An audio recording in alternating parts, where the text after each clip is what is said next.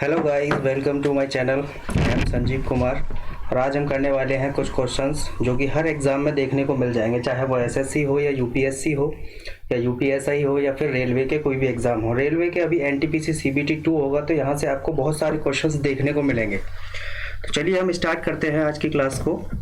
आपकी स्क्रीन पर पहला क्वेश्चन दिख रहा होगा। पहला क्वेश्चन है कि संविधान के विभिन्न प्रावधानों के लिए घटक विधानसभा पहुंची। तो जो वो विधानसभा पहुंची थी, यानी कि जो कॉन्स्टिट्यूएंट असेंबली जो पहुंची थी, वो कैसे पहुंची थी? बहुमत के मत से पहुंची थी, या 2/3 बहुमत से पहुंची थी, या फिर सर्वसम्मति से पहुंची थी? इस वाले डी वाले ऑप्शन को आप कट कर दीजिए। तो इस क्वेश्चन का आंसर हो जाएगा बाई कंसेंसस से पहुंची थी, यानी कि सर्वसम्मति से पहुंची थी। तो ऑप्शन अगर देखा जाए तो इसका ऑप्शन नंबर जो हो जाएगा सी करेक्ट हो जाएगा। आप इस पर यहाँ पर टिक कर दीजिए, ऑप्शन नंबर सी करेक्ट हो जाएगा। और ये क्वेश्चन आपको देखने को मिलेगा ही मिलेगा एग्जाम में। चलिए मैं पेन का कलर चेंज कर लेता हूँ, 1 मिनट। चलिए देखते हैं दूसरा क्वेश्चन। तो दूसरा क्वेश्चन है आपकी स्क्रीन पर कि भारतीय संविधान के प्रारूपण पर सबसे गहरा प्रभाव डाला गया किसका सबसे गहरा प्रभाव पड़ा था? यहाँ पर आपके ऑप्शन दे रखे हैं। यूएस का जो कॉन्स्टिट्यूशन था, यानी कि यूनाइटेड स्टेट का जो संविधान था, उसका ज़्यादा प्रभाव था, ब्रिटिश संविधान का ज़्यादा प्रभाव है, या फिर भारत सरकार अधिनियम 1935 का ज़्यादा है, या फिर liberty ideals of liberty French ideals यानी कि फ्रांसीसी आदर्श है। आपको इसमें से बताना है कौन सा ऑप्शन करेक्ट होगा। Option A is a US constitution, option B is a British constitution, and option C is a Government of India Act of 1935, and option D is a French ideals of liberty and fraternity. तो इस question का answer हो जाएगा question number 63 है। इससे पहले भी मैं क्वेश्चन करा चुका हूँ। तो अगर आप देखेंगे तो इस क्वेश्चन का आंसर हो जाएगा ऑप्शन नंबर सी करेक्ट हो जाएगा इसका, यानी कि भारत सरकार अधिनियम 1935।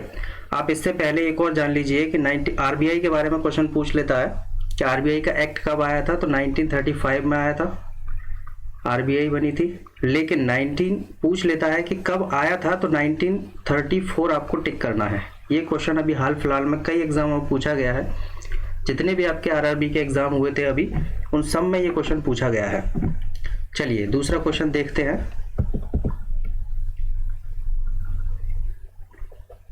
यहाँ पर ये क्वेश्चन दिया हुआ मिलान से, यानी कि एक तरफ तो दी हुई है आपकी विधानसभा और दूसरी तरफ दी हुई है अध्यक्ष की समितियां।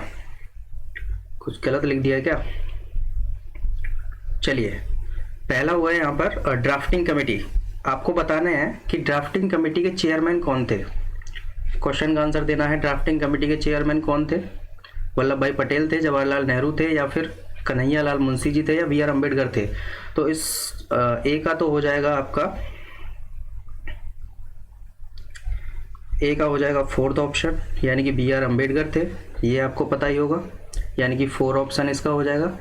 Committee on the fundamental and minority right, अगर माइनॉरिटी राइट की बात करते हैं तो माइनॉरिटी राइट के लिए थे वल्लभ भाई पटेल। तो बी का हो जाएगा 1। सी है यूनियन कॉन्स्टिट्यूशन कमेटी। तो यूनियन कॉन्स्टिट्यूशन कमेटी की अगर हम बात करते हैं तो यूनियन कॉन्स्टिट्यूशन कमेटी के भाई कौन थे? जवाहरलाल नेहरू जी थे। यहाँ पर ये दूसरा हो जाएगा। और वर्किंग कमेटी के जो थे चेयरमैन, वो थे कन्हैया लाल जी।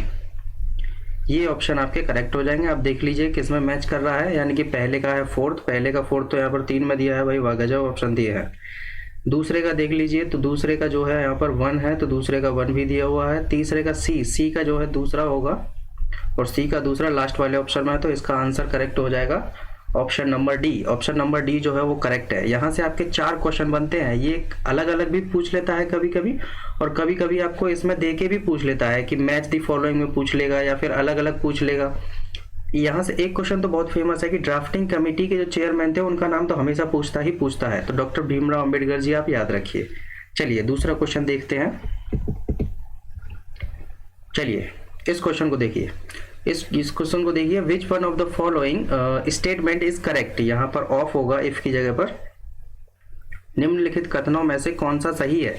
पहला ऑप्शन इसमें दे रखा है कि भारत की संविधान सभा को प्रांतीय विधानसभाओं द्वारा वर्ष 1946 में चुना गया था।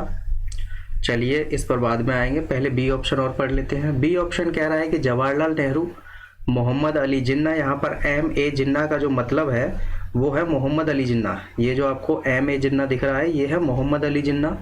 एंड सरदार वल्लभ भाई Patel were the members of the constituent assembly. ये तो सरासर इन्होंने गलत लिखा है, मोहम्मद अली जिन्ना तो यहाँ हो ही नहीं सकते जी। तीसरा ऑप्शन दे रखा है कि the first session of the constituent assembly of India was held in January 1947। बिल्कुल गलत। ये मैंने आपको कल ही क्वेश्चन कराया था कि 16 मई को 1946 में कैबिनेट मिशन भारत आया था और जो पहली मीटिंग हुई थी वो हुई थी 9 दिसंबर 1946 को। ठीक है। तीसरा ऑप्शन दे रखा है यहाँ पर the constitution of India was adopted on 26 January of 1950। ये भी गलत है। कॉन्स्टिट्यूशन जो अपनाया गया था वो अपनाया गया था 26 नवंबर 1949 को और जो लागू किया गया था वो किया गया था 26 जनवरी 1950 को। यानी कि अगर लागू किया गया था तब तो ये ऑप्शन सही हो जाता, बट लेकिन यहाँ पर इस ऑप्शन का मतलब गलत हो जाएगा। तो इस हिसाब से अगर देखा जाए तो ऑप्शन नंबर ए जो है वो करेक्ट ऑप्शन है, क्योंकि constituent assembly of India was elected by the provincial assemblies in the year of 1946। 1946 में ही चुनी गई थी प्रांतीय विधानसभाओं द्वारा। चलिए दूसरा क्वेश्चन देखते हैं। ये क्वेश्चन पढ़िए, इस क्वेश्चन का जवाब दीजिए, बहुत अच्छा क्वेश्चन है। Mixed economy means an economy where both agriculture and industry are equally promoted by the state. There is a coexistence of the public sector. There is importance of a small scale industries along with the heavy industries, या फिर economy is controlled by the military as a civilian rulers. Hindi में अगर बोले जाए तो राज्य द्वारा कृषि और उद्योग दोनों को समान रूप से बढ़ावा दिया जाता है, सार्वजनिक क्षेत्र का सह अस्तित्व है, या फिर भारी उद्योगों के साथ साथ लघु उद्योगों का महत्व है, या फिर अर्थव्यवस्था को नागरिक शासकों के रूप में सेना द्वारा नियंत्रित किया जाता है। तो इस क्वेश्चन का जो ऑप्शन नंबर सही होगा वो कौन सा होगा भाई? ऑप्शन नंबर बी इसका करेक्ट हो जाएगा, यानी कि सार्वजनिक क्षेत्र का सह अस्तित्व। There is a coexistence of the public sector. चलिए नेक्स्ट क्वेश्चन देखते हैं। India's economic planning can not be said to be. इस क्वेश्चन का आंसर दीजिए, यानी कि भारत की आर्थिक योजना के बारे में नहीं कहा जा सकता है। इंडिकेटिव, इम्पेरेटिव, लिमिटेड या फिर डेमोक्रेटिक। ये क्वेश्चन आया हुआ है, एग्जाम में आया हुआ क्वेश्चन है ये, और मैंने जितने भी क्वेश्चन अभी तक कराए हैं वो सारे किसी न किसी एग्जाम में आए हुए क्वेश्चन हैं, इसलिए और ज़्यादा इंपॉर्टेंट हो जाते हैं माय डियर फ्रेंड्स। तो आप पूरा वीडियो ध्यान से देखिए। जो पिछली 2 वीडियोस मैंने डाली हैं उनको भी आप देख लीजिए, उनमें भी बहुत अच्छे अच्छे क्वेश्चंस हैं जो कि एग्जामों में पूछे जाते हैं। इस क्वेश्चन का आंसर हो जाएगा ऑप्शन नंबर बी, यानी कि option number B imperative. Imperative का मतलब क्या होता है ये आप मुझे बताएंगे। चलिए नेक्स्ट क्वेश्चन देखते हैं। Match the location of the following. Harappan site होगा, यहाँ पर हतप्पन कर दिया है, भाई वाह, इनकी अंग्रेजी तो गजब है। यहाँ पर होगा हड़प्पन साइट्स। ठीक है, चलिए देखते हैं। पहला दिया हुआ है इसमें रोपड़, दूसरा दिया है आलमगीरपुर, तीसरा दिया है कालीबंगन, चौथा दिया है धौलावीरा और पांचवा जो दिया है वो दिया है बनवाली या फिर बनावली भी बोल देते हैं इसको। चलिए अब मैं लगाने की कोशिश करता हूँ। मैं इस क्वेश्चन को अगर मेरे को सारे आते हैं, अगर मेरे को याद है तो मैं सीधे मैं टिक कर सकता हूँ। वैसे मैं इसको एलिमिनेशन से करना चाहूँगा। तो एलिमिनेशन से हम कैसे करेंगे, देखिए मुझे पता है कि धौलावीरा कहाँ पर है और कालीबंगन कहाँ पर है। मुझे ये ज़रूर पता है कि कालीबंगन जो है वो राजस्थान में पड़ता है, तो इसका 4th ऑप्शन होना करेक्ट है। ठीक है, तो सी का 4th ऑप्शन किस किस में दिया हुआ है ये देख लो। देखो इसमें दिया हुआ है और इसमें नहीं दिया हुआ है, इसमें भी नहीं दिया हुआ है, इसमें भी नहीं दिया हुआ है। तो इस हिसाब से इसका ऑप्शन नंबर ए जो है वो करेक्ट हो जाएगा, अगर मेरे को कालीबंगन का पता है तो। अगर आपको कालीबंगन नहीं पता है तो इनमें से 5 में से एक तो पता ही होगा। रोपड़ आपको जरूर पता होगा क्योंकि आईआईटी रोपड़ का नाम आपने सुना होगा। आईआईटी रोपड़ जो है वो कहाँ पर है, पंजाब के अंदर है। ठीक है। अब हम बात करते हैं आलमगीरपुर। आलमगीरपुर कहाँ पर पड़ता है भैया? ये उत्तर प्रदेश में पड़ता है, ये आपने बहुत अच्छी तरीके से पढ़ा होगा। धौलावीरा, धौलावीरा की अगर हम बात करते हैं तो धौलावीरा आपका कहाँ पड़ता है?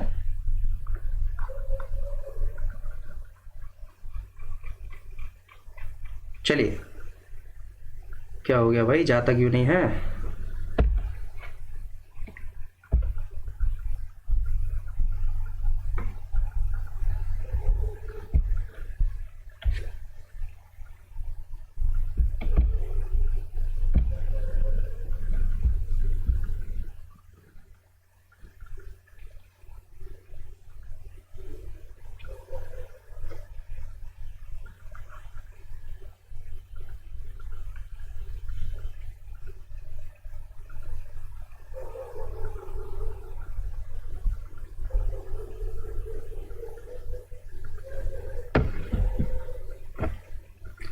चलिए दोबारा देख लेते हैं क्वेश्चन को। चलिए, इस क्वेश्चन में दिया हुआ है कि मैच द फॉलोइंग, तो हमको क्या करना है? मैच कराना है कि कौन सा कहाँ पर है।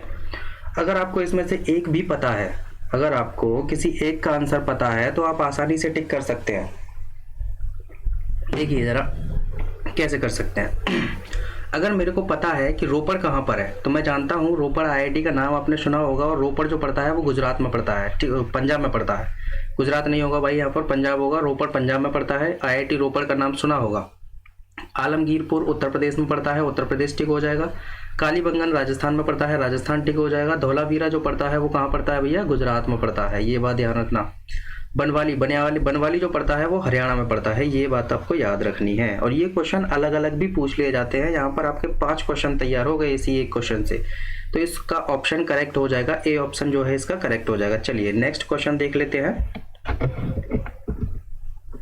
ये क्वेश्चन पढ़िए, हड़प्पा सभ्यता, ये क्वेश्चन पढ़िए, हड़प्पा सभ्यता 2300 से 1750 ईस्वी, यहाँ पर डेट दी हुई है इसकी, ठीक है, ये जो है ये दी हुई है डेट की तारीख के आधार पर तय किया गया है। यानी कि ये जो तारीख किस आधार पर तय की गई है ये हमसे पूछा गया है। पॉटरी की डिजाइन के आधार पर तय की गई है, स्ट्रेटिकेशन यानी कि कड़ा हो जाना के आधार पर तय की गई है, आर्यन इन्वेजन यानी कि आर्यंस का जो आक्रमण हुआ था उसके कारण तय की गई है, या फिर रेडियो कार्बन 14 डेटिंग के हिसाब से तय की गई है। ये बहुत फेमस क्वेश्चन है, यहाँ से ये क्वेश्चन पूछ लेता है, हालांकि पुराना क्वेश्चन है, पूछ लेता है, आईएएस में पूछा गया है ये क्वेश्चन। तो इसका ऑप्शन नंबर डी जो है वो करेक्ट हो जाएगा, यानी कि रेडियो कार्बन 14 के डेटिंग के हिसाब से तय की गई है। ये जो डेट तय की गई है वो इसी हिसाब से तय की गई है, ठीक है। चलिए दूसरा क्वेश्चन देखते हैं। अधिकांश बड़े हड़प्पन कस्बों में किलेबंदी के लिए काम किया गया था, जिसका उद्देश्य था लुटेरों से सुरक्षा करना। ऑप्शन बी इज पशु हमलों के खिलाफ संरक्षण, ऑप्शन सी इज बाढ़ के खिलाफ संरक्षण, एंड ऑप्शन डी इज उपरोक्त सभी। इस क्वेश्चन का आपको ऑप्शन बताना है, कौन सा ऑप्शन करेक्ट होगा। ये तो आप डायरेक्टली वैसे भी सोच के बता सकते हैं कि क्यों की गई होगी। बड़े बड़े किलेबंदी जब की जाती है किसी चीज की, तो वो क्यों की जाती है? या तो लुटेरों से सुरक्षा के लिए की जाएगी, एक मेन रीजन ये भी है। पशु के हमले के संरक्षण के लिए की जाएगी, कोई भी पशु आके हमला न कर दे उससे संरक्षण के लिए की जाएगी, या फिर बाढ़ के खिलाफ भी की जा सकती है। तो इस हिसाब से इस क्वेश्चन का ऑप्शन नंबर डी करेक्ट हो जाना चाहिए। ऑप्शन नंबर डी जो होगा वो इसका करेक्ट हो जाएगा। चलिए नेक्स्ट क्वेश्चन देख लेते हैं। क्वेश्चन कह रहा है कि the state which the largest area under the wasteland is, बंजर भूमि के तहत सबसे बड़े क्षेत्र के साथ राज्य है, वो कौन सा राज्य है जहां पर सबसे ज्यादा बंजर भूमि है? गुजरात है, या मध्य प्रदेश है, या फिर जम्मू कश्मीर है, या फिर राजस्थान है? जरा सोच समझ कर आंसर लगाइएगा माय डियर फ्रेंड, क्योंकि यहाँ पर गलत होने के चांसेस ज़्यादा हैं। आप राजस्थान जरूर टिक लगाना चाहेंगे यहाँ पर, लेकिन अगर आपको मैं आंसर बता दूं तो इस क्वेश्चन का जो आंसर होगा वो होगा जम्मू एंड कश्मीर, राजस्थान नहीं होगा। यहाँ पर बात की गई है बंजर भूमि की, तो सबसे ज़्यादा जो बंजर भूमि है वो जम्मू एंड कश्मीर के अंदर है, यानी कि यहाँ पर बात की गई है वेस्टलैंड की। इसको आप ध्यान रखिएगा, ये क्वेश्चन पूछ लेता है और इम्पोर्टेंट भी है, इसलिए यहाँ पर डाला गया है। नेक्स्ट क्वेश्चन देखते हैं। The largest population of a scheduled tribes is in Himachal Pradesh, Madhya Pradesh, Arunachal Pradesh या फिर Sikkim. Largest population of schedules यानी कि सबसे ज़्यादा जनजातीय क्षेत्र कौन सा है, यानी कि जहाँ पर शेड्यूल्ड ट्राइब्स सबसे ज़्यादा रहते हो, वो हमको एरिया बताना है। तो वो एरिया है मध्य प्रदेश। मध्य प्रदेश हाईएस्ट है, ये बात आपको याद रखनी है मध्य प्रदेश के बारे में। मध्य प्रदेश के सीएम है, कौन है भाई सीएम? शिवराज चौहान है। और वहाँ की गवर्नर कौन है? आनंदीबेन पटेल। और आनंदीबेन पटेल जो है वो यूपी की भी गवर्नर हैं, इसको भी आप याद रखिए। चलिए नेक्स्ट क्वेश्चन देखते हैं। ये देखिए, मैच द फॉलोइंग, आपको मैच कराना है कौन सा आंसर इसमें सही होगा, बताइए। जुलाई 22, 1947 में क्या हुआ था? जो 24 जनवरी 1950 में क्या हुआ था? 26 जनवरी 1950 में क्या हुआ था? 22 मार्च 1957 में क्या हुआ था? आपको आंसर बताना है। मुझे इसमें डी का ऑप्शन का जो है आंसर पता है। मुझे पता है कि 22 मार्च 1957 को भारत सरकार द्वारा कैलेंडर को अपनाया गया था, ये मुझे पता है। तो डी का जो होगा ऑप्शन नंबर 3 होना तय है। और यहाँ पर अगर आप देखोगे, इन ऑप्शंस के हिसाब से जाओगे तो डी जो है वो सिर्फ एक ही में है, यानी कि ऑप्शन ए इसका करेक्ट हो जाएगा। और भी हम देख लेते हैं कि 26 जनवरी 1950 को क्या हुआ था। 26 जनवरी 1950 को सरकार द्वारा राष्ट्रीय प्रतीक को अपनाया गया था। 24 जनवरी 1950 को क्या हुआ था? 24 जनवरी 1950 को संविधान सभा द्वारा राष्ट्रीय गीत को अपनाया गया था। और 22 जुलाई 1947 को राष्ट्रीय ध्वज को अपनाया गया था। ये आपको याद रखना है, ये बहुत इंपॉर्टेंट है। 22 जुलाई 1947 ये इंपॉर्टेंट डेट है, इसको आप याद रख लीजिए। चलिए नेक्स्ट क्वेश्चन देखते हैं। क्वेश्चन है कि which of the following is correctly matched. क्या बात है, आज सारे करेक्टली मैच्ड क्वेश्चन है, पर लेकिन इंपॉर्टेंट क्वेश्चन है, क्योंकि करेक्टली मैच से हमें एक फायदा हो जाता है कि एक ही क्वेश्चन में हमें 4-4 क्वेश्चन करने को मिल जाते हैं। चलिए, ये तो बहुत सिंपल क्वेश्चन पूछा गया है। चलिए क्वेश्चन देख लेते हैं। इंडिया नेशनल सॉन्ग कौन सा है भाई? वंदे मातरम है, ये तो सही बात है, ये तो करेक्टली मैच्ड है। इंडियाज नेशनल फ्लावर कौन सा है? रोज है क्या? नहीं भाई, ये तो गलत बात है।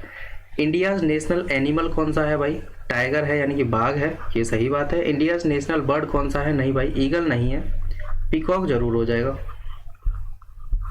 ठीक है, तो इस हिसाब से कौन सा सही है इसमें से? पहला और तीसरा, पहला और तीसरा, यानी कि ऑप्शन नंबर डी जो है आपका करेक्ट हो जाएगा। आप इसको याद रख लीजिए। चलिए नेक्स्ट क्वेश्चन देखते हैं। निम्नलिखित में से किसे भारतीय अर्थव्यवस्था में ट्रिकल डाउन प्रभाव को रोकने के लिए कहा जा सकता है? इस क्वेश्चन को छोड़ दीजिए, इतना इंपॉर्टेंट नहीं है। अगर आपको फिर भी करना है तो आप वीडियो को पॉज करके एक बार जरूर कर लें, इस क्वेश्चन को भी देख लीजिए। नेक्स्ट क्वेश्चन, ये क्वेश्चन पढ़िए। निम्नलिखित में से कौन सी भारत की 5 दशक की योजनाओं के दशकों के सही आकलन नहीं है? बहुत कम पूंजी निर्माण हुआ, ये नहीं है। या फिर विकास ने बेहतर बंद का समर्थन किया, यानी कि growth has favoured the better of. Hindi गलत लिखी हुई है, हिंदी पर मत जाइएगा ज़्यादा। ठीक है, ऑप्शन देख लीजिए। तीसरा जो है कह रहा है कि production has increased substantially through often sort of targets. जल्दी आंसर बताइए।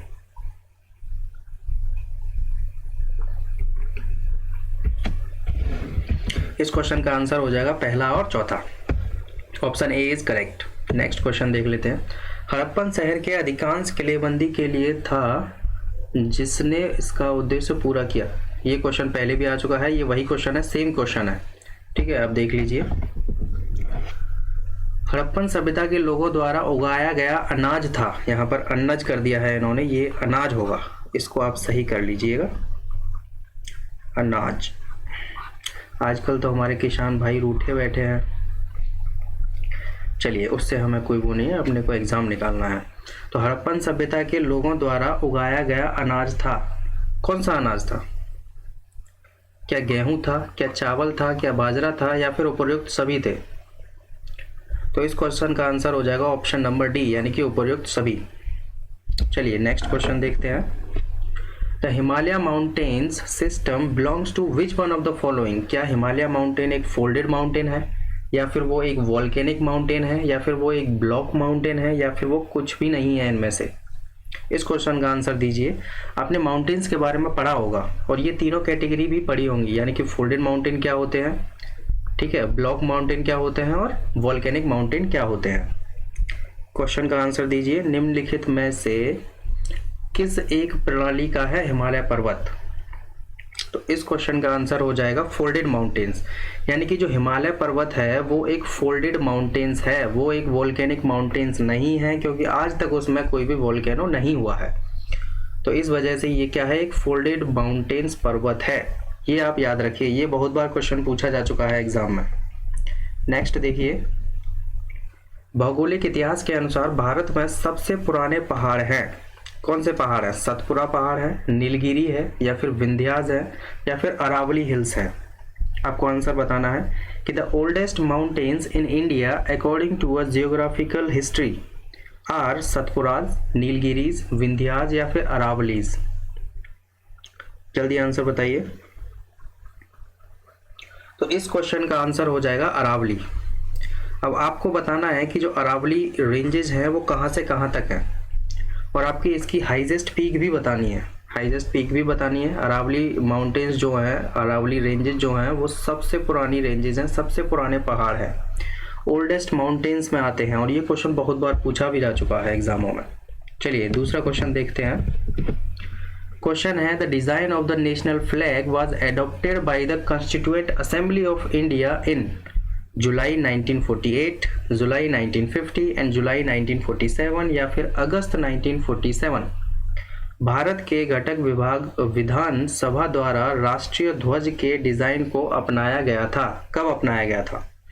तो माय डियर फ्रेंड, अभी इसका क्वेश्चन मैंने आंसर बता दिया था पहले भी कि 22 जुलाई, ये मैंने आपसे कहा भी था कि इसको याद रखिएगा, बहुत इंपॉर्टेंट है। 22 जुलाई 1947 को अपनाया गया था, यानी कि अडॉप्ट किया गया था। तो इस क्वेश्चन का आंसर हो जाएगा सी, करेक्ट हो जाएगा। चलिए दूसरा क्वेश्चन देखते हैं कि भारत सरकार अधिनियम 1919 की निम्न में से कौन सी प्रमुख विशेषता है? आपको बताना है कि कौन सी एक प्रमुख विशेषता है। प्रांतों की कार्यकारी सरकार में प्रिंसिपल में चलिए इंग्लिश वाला पढ़ देते हैं। Introduction of the dyarchy in the principle in the executive government of the provinces. ये ऑप्शन आपका करेक्ट है, बिल्कुल करेक्ट है। Introduction of the separate communal electorate for a Muslims, नहीं, ऐसा नहीं था। 1919 में तो नहीं था, ये आपको याद भी होगा। तो दूसरा वाला ऑप्शन यहाँ पर गलत हो जाता है, और दूसरा वाला ऑप्शन जैसे ही गलत होता है तो उस हिसाब से हमारे ए ऑप्शन एलिमिनेट हो जाता है, बी ऑप्शन एलिमिनेट हो जाता है और सी ऑप्शन एलिमिनेट हो जाता है। तो ऑप्शन नंबर हमारा डी बचता है। आगे हमें जाने की जरूरत नहीं है। अगर फिर भी आपको लगता है कि आगे जाना चाहिए तो आप एक बार पढ़ लीजिए, जो भी पॉइंट इसमें दिए हुए हैं उनको पढ़ लीजिए। तीसरा इसमें जो पॉइंट दिया हुआ है वो ये दिया हुआ है कि the devolution of a legislative authority by the centre to the provinces, और जो चौथा पॉइंट दिया हुआ है वो ये दिया हुआ है the expansion and the reconstitution of central and provincial legislatures, यानी कि केंद्रीय और प्रांतीय विधानसभा का विस्तार और पुनर्गठन। तो इस हिसाब से इसका ऑप्शन नंबर डी करेक्ट हो जाएगा। चलिए नेक्स्ट क्वेश्चन देखते हैं। योजना आयोग के उपाध्यक्ष कौन होते हैं? आपने डिप्टी चेयरमैन के बारे में सुना होगा, यानी कि अगर मैं प्लानिंग कमीशन की बात करता हूं तो प्लानिंग कमीशन जो है सेटअप कब की गई थी ये आपको पता होना चाहिए। तो 1951 में सेटअप की गई थी और 2014 में इसको ख़त्म कर दिया गया था, और इसकी जगह पर एक नया टर्म आ गया था जिसका नाम था नीति आयोग, जो कि हालांकि अभी भी चल रहा है। और ये क्वेश्चन बहुत बार पूछा जा चुका है। जब से नीति आयोग इस्टेब्लिश्ड हुआ है तब से ये क्वेश्चन बहुत बार पूछा जा चुका है। अगर मैं इस क्वेश्चन के आंसर की बात करता हूं तो इसका आंसर हो जाएगा सी, यानी कि एक कैबिनेट मंत्री का प्राप्तकर्ता जो है वो इसका उपाध्यक्ष होता है अगर प्लानिंग कमीशन है तो। चलिए दूसरा क्वेश्चन देखते हैं।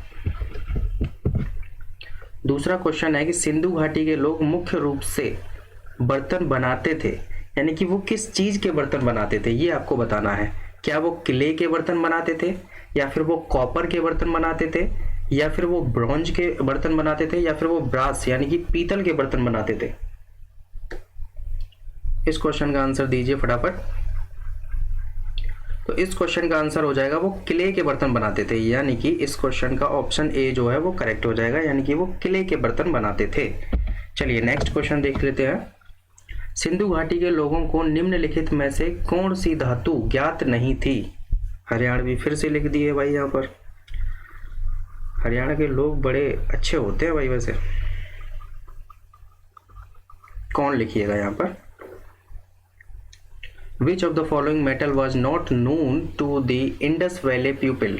क्या वो सोना था या चांदी था या तांबा था या लोहा था? आपको बताना है। तो इस क्वेश्चन का आंसर हो जाएगा ऑप्शन नंबर डी, यानी कि लोहा, यानी कि आयरन। आज थोड़ा जल्दी जल्दी करने पड़ रहे हैं क्वेश्चन। चलिए नेक्स्ट क्वेश्चन देखते हैं। The highest mountain peak in India, Bharat की सबसे ऊंची पर्वत चोटी है। यहाँ पर ध्यान रखना भारत की पूछा है। कंचनजंगा है, माउंट एवरेस्ट है या माउंट केटू है या फिर नंदा देवी है?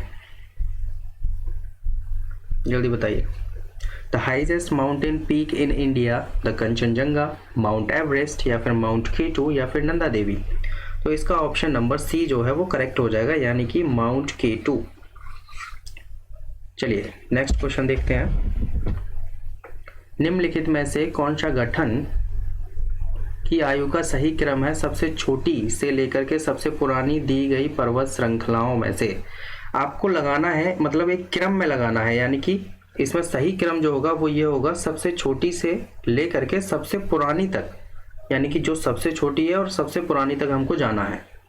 ठीक है, हिमालय, विंध्यास, पश्चिमी घाट या डेक्कन ट्रेप? ऑप्शन ए में ये दे रखा है, ऑप्शन बी में डेक्कन ट्रेप पहले दे रखा है, पश्चिमी घाट, फिर विंध्यास, फिर हिमालयास, एंड ऑप्शन सी दे रखा है, एंड ऑप्शन डी दे रखा है। आपको आंसर बताना है कौन सा आंसर करेक्ट होगा। ये क्वेश्चन भी बहुत बार पूछा जा चुका है एग्जामों में। जितने भी मैं यहाँ पर क्वेश्चन लेके आया हूँ वो सारे एग्जामों में आए हुए क्वेश्चन हैं, तो इसलिए और ज़्यादा इंपॉर्टेंट हो जाते हैं ये क्वेश्चन।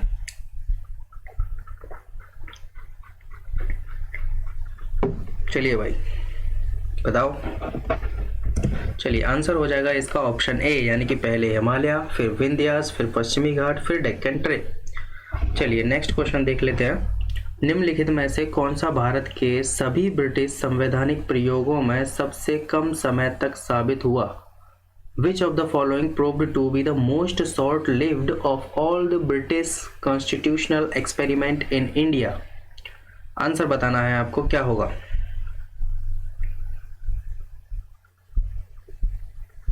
जल्दी जल्दी बताइए भाई।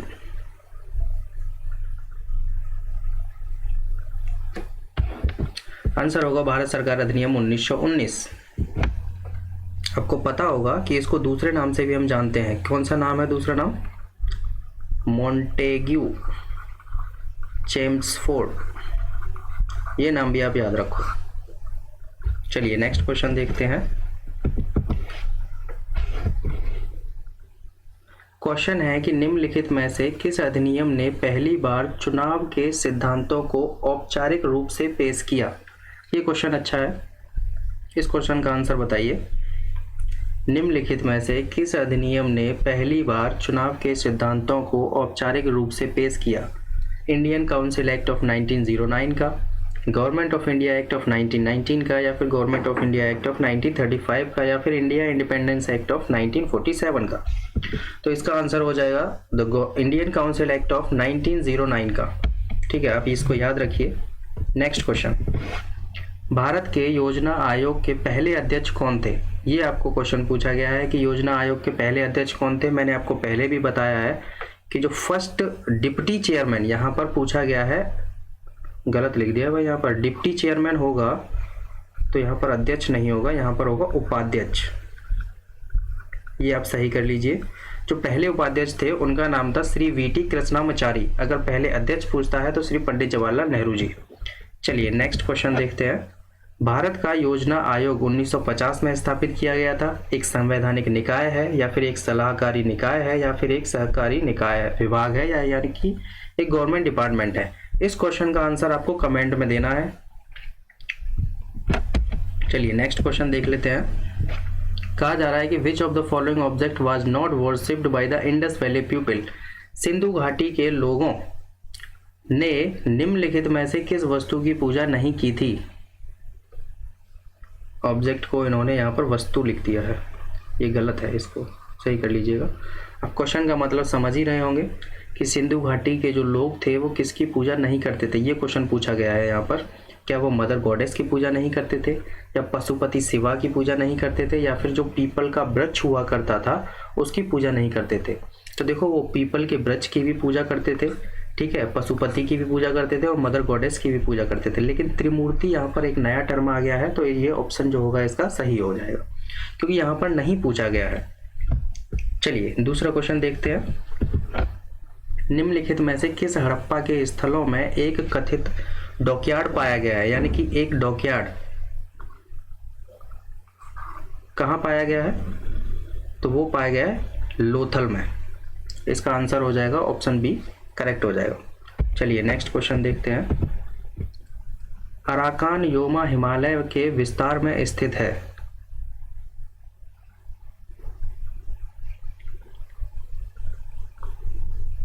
इस क्वेश्चन का आंसर बताइए। चलिए नेक्स्ट देखते हैं।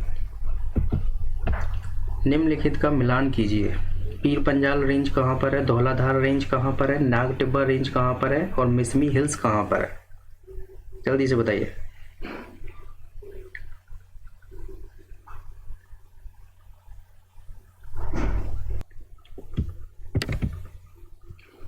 थैंक यू गाइस वीडियो देखने के लिए। अगर क्वेश्चन अच्छे लगे हों तो वीडियो को शेयर कर दीजिएगा, लाइक कर दीजिएगा और चैनल को सब्सक्राइब जरूर कर लेना, ताकि आगे से कोई भी वीडियो आए तो सबसे पहले आप तक पहुंचे, और बेल आइकन को जरूर दबा दें। Thank you.